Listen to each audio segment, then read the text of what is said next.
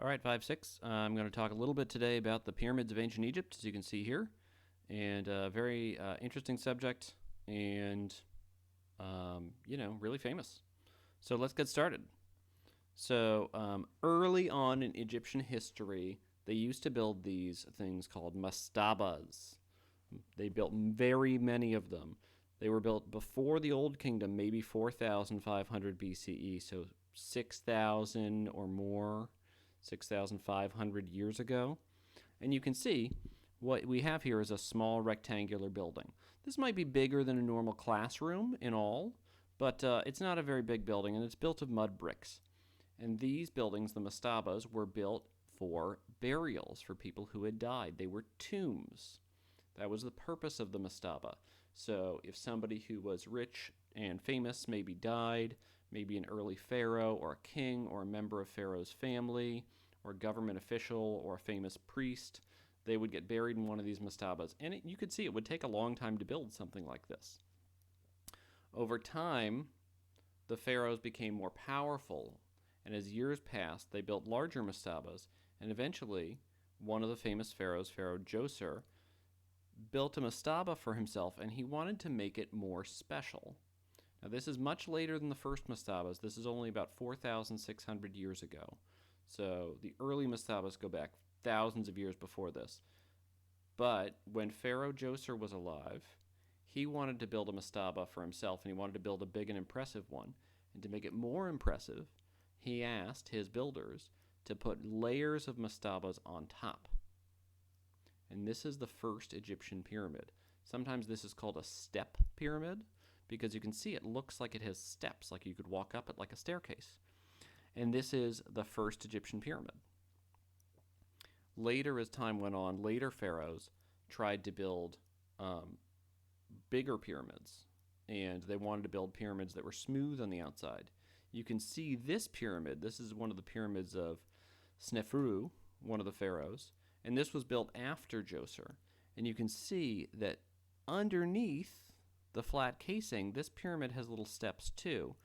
But Sneferu tried to cover his pyramids. There were many built for him and his family. He covered them with smooth stones to give it that pyramid look we have. Now, this pyramid's very famous. It's called the Bent Pyramid. They tried to build a pyramid at a very steep angle, and as they built it, they found that it was going to be so heavy that it might start destroying the blocks underneath it, and it might collapse. So the builders of Pharaoh Sneferu, when they got to a certain point, you can see they changed the angle they were building at because they thought that if they kept building at that steep angle, it would become too tall and maybe dangerous. So this is a pyramid for Sneferu. Again, it's for a tomb to bury either himself or one of his important family members inside, and this is known as the Bent Pyramid. And that pyramid, the pyramid of Sneferu, led to the pyramids at Giza. The pyramids at Giza are the most famous pyramids in the world. They're the most famous pyramids in ancient Egypt.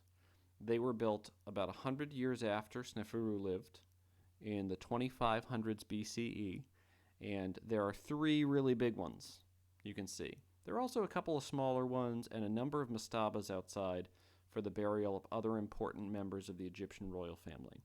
The three large pyramids you can see here, the three big pyramids of Giza, were built for three different pharaohs, three pharaohs that ruled in a row. So one pharaoh was built a pyramid, and he was entombed in that pyramid, and the next pharaoh built a pyramid right next door. Here we can see the biggest of the pyramids at Giza. This is the Great Pyramid, the largest one, and it was finished around 2560 BCE, so about 4,060 years ago. If you can see in this picture, you can see many little people at the base of the pyramid, and they're really tiny if they get up close, because this is a huge building. It is still, over 4,000 years later, the largest stone building in the entire world. It is over 400 feet tall. If you ever go to Burlington and you see the big buildings in Burlington, this pyramid is larger than the largest building in Burlington. It is 4 times as tall as the tallest building in Burlington. So it's a really big building, even by modern standards. Even by the standards of today, it's a really tall and impressive building. And it would cost billions of dollars to try to make a building like this today. And Pharaoh Khufu, the most famous of the pharaohs for pyramid building, had this pyramid built for himself, to honor himself and to be his tomb. We know quite a bit about how the pyramids were made. The pyramids were not made using wheels at all. Pyramid workers pulled the blocks that they used to construct the pyramids on sleds. Unlike the earlier mastabas that were often made of clay bricks, the pyramids were mostly made of stone. So the workers would go to quarries, and specialized workers would chip blocks out of holes in the ground of solid rock.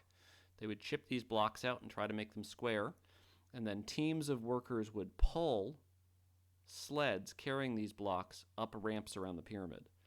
On the side here, you have a couple of guesses about what the ramps might have looked like.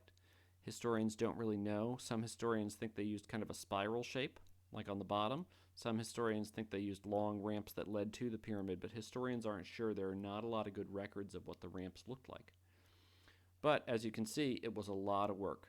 One thing you can see on the left with this man pulling these blocks is that over near the block, near the sled, you can see a man leaning over.